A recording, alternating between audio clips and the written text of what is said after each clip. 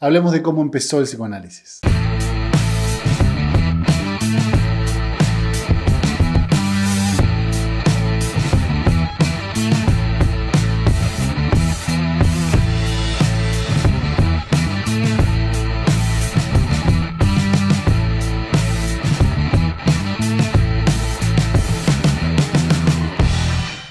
Hola a todos, ¿cómo están? Bienvenidos a un nuevo video del canal. Bueno, en esta ocasión quiero que tomemos unos minutos para hablar un poco sobre Elizabeth von R. y la forma en la cual Freud llegó al desarrollo de la técnica psicoanalítica. La técnica del psicoanálisis, como casi todo, no surgió de la noche a la mañana. No es que un día Freud se despertó y le pareció una muy buena idea inventar un método donde alguien dijera todo lo que le venga a la mente y él fuera interpretando todo lo que escuchaba para descubrir los contenidos inconscientes. En realidad, la técnica de asociación libre fue desarrollándose muy gradualmente entre 1892 y 1895. Y cuando digo desarrollándose gradualmente, me refiero que fue liberándose de los recursos concomitantes, ¿sí? Todos los recursos que ya conocemos en la historia del psicoanálisis y que al principio formaban parte de esta batería de técnicas que utilizaba Freud.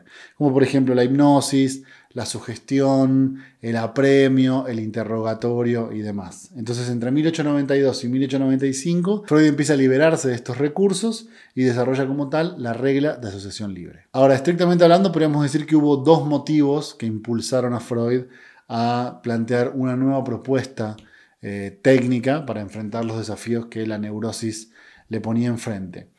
El primer motivo podría ser que Freud fue impulsado a buscar otro método cuyo uso no dependiera de la susceptibilidad de los pacientes al hipnotismo, ¿no? Ustedes saben muy bien que no todas las personas pueden ser hipnotizadas, entonces el método, cuando estaba fundamentado en la hipnosis, solamente se podía reducir a una cierta cantidad de personas, solamente a aquellos que pudieran ser hipnotizados. Entonces, moverse de la hipnosis como tal hacia un método distinto, como sería en unos años la asociación libre, lo que iba a beneficiar es que mucha más gente iba a poder ser sometida a psicoanálisis. Es decir, este nuevo método se iba a poder aplicar a un número irrestricto de enfermos de neurosis. Ahora, a este respecto, al hecho de que Freud abandonara la hipnosis para pasar hacia la asociación libre, he escuchado un montón de veces una teoría que seguramente ustedes también la habrán escuchado, y es la de que Freud era un mal hipnotizador. Que Freud no sabía hipnotizar, que no lograba hipnotizar a la gente y que fue por eso que prefirió cambiar de método. Yo no sé si Freud era o no un mal hipnotizador, puede ser que lo haya sido, pero el argumento en tanto tal, la verdad es que es bastante pueril. Y me hace acordar a otro tipo de argumentos pueriles, como por ejemplo, Freud utilizaba el diván porque era una especie de fóbico que no podría ver la cara a los pacientes. Entonces, como no podía atenderlos frente a frente por este problema que tenía, él diseña la utilización del diván para salvar este problema fóbico de él. O, por ejemplo, la idea de que la escansión en Lacan tenía como función poder tener muchos pacientes. Como Lacan tenía muchos pacientes en el consultorio, entonces tiene que hacer sesiones de duración variable para poder atenderlos a todos. Son argumentos pueriles en el sentido de que dejan por fuera la propuesta teórica que acompaña a esta idea técnica que especifican los autores, tanto en la utilización del diván, donde Freud explica por qué se hace de esa forma, como por ejemplo en la escansión de Lacan, donde también Lacan explica por qué propone una sesión que no dependa de los tiempos del reloj. Ahora bien, el segundo motivo que también impulsó sin duda a Freud para cambiar de técnica, pasar de la hipnosis a una nueva forma de proceder dentro del consultorio, tiene que ver, sin lugar a dudas, con que Freud logró entender la naturaleza de la sugestión. Logró entender cómo es que funciona la sugestión. Y se empezó a dar cuenta muy rápidamente que la gran mayoría de las mejorías que presentaban los pacientes con respecto a sus síntomas dependían en mayor o menor medida de la relación entre el paciente y el médico. Es decir, Freud entiende muy rápidamente que esta sugestión estaba sustentada básicamente sobre una base erótica, que probablemente tenga que ver con lo que él después va a llamar transferencia, la utilización de la transferencia y demás. Pero en este momento se da cuenta en realidad que lo único que hace el hipnotismo como tal es enmascarar los fenómenos de la resistencia y de la transferencia. Es decir, el hipnotismo no va derecho hacia el problema resistencial y transferencial, sino que lo esquiva. Como se vence la posibilidad de que la persona pueda tomar elecciones voluntarias, precisamente porque está hipnotizado, también lo que se vence es justamente las resistencias que se generan frente al tratamiento. Entonces, al alejarse Freud del hipnotismo, de lo que se aleja fuertemente es de cómo opera la sugestión dentro del dispositivo.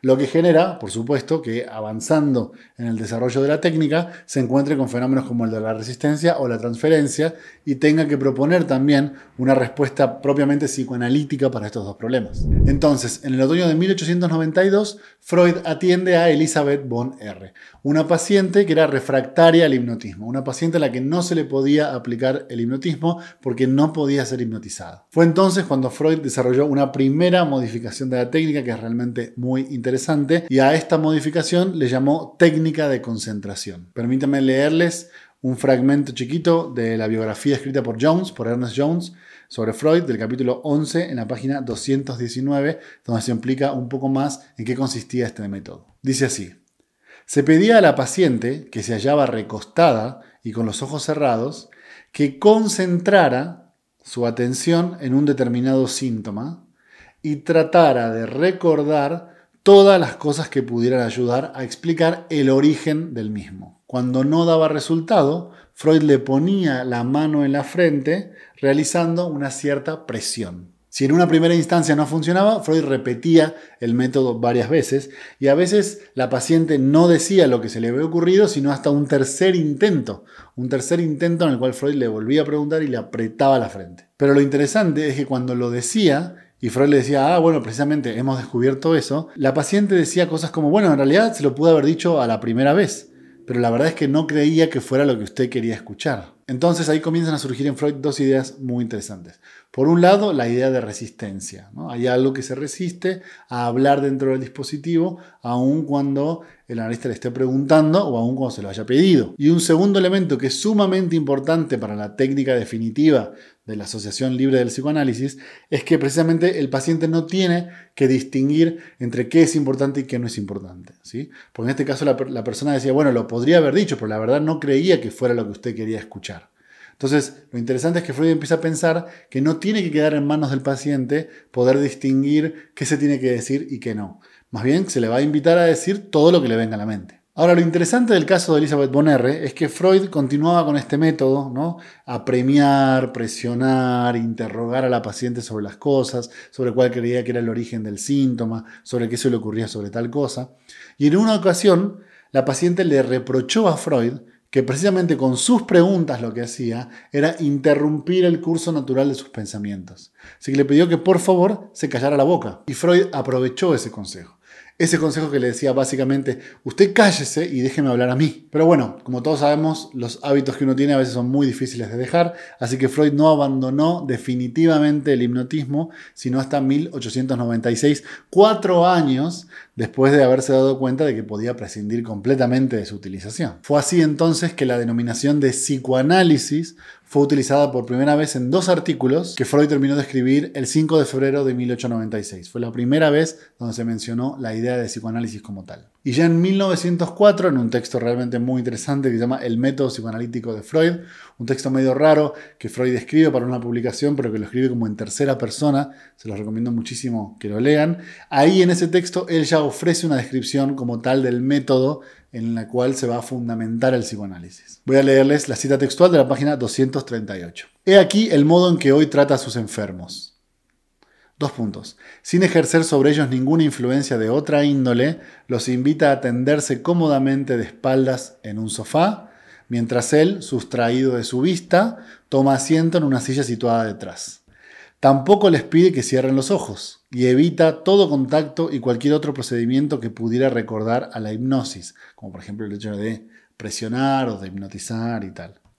Una sesión de esta clase transcurre como una conversación entre 2 personas igualmente alertas, a una de las cuales se le ahorra todo esfuerzo muscular y toda impresión sensorial que pudiera distraerla y no dejarle concentrar su atención sobre su propia actividad anímica. Así es como Freud para 1904 ya tenía muy claramente definido cómo iba a funcionar técnicamente el psicoanálisis y gracias al consejo de Elisabeth von R. se había olvidado de todas estas otras técnicas que usaba al inicio.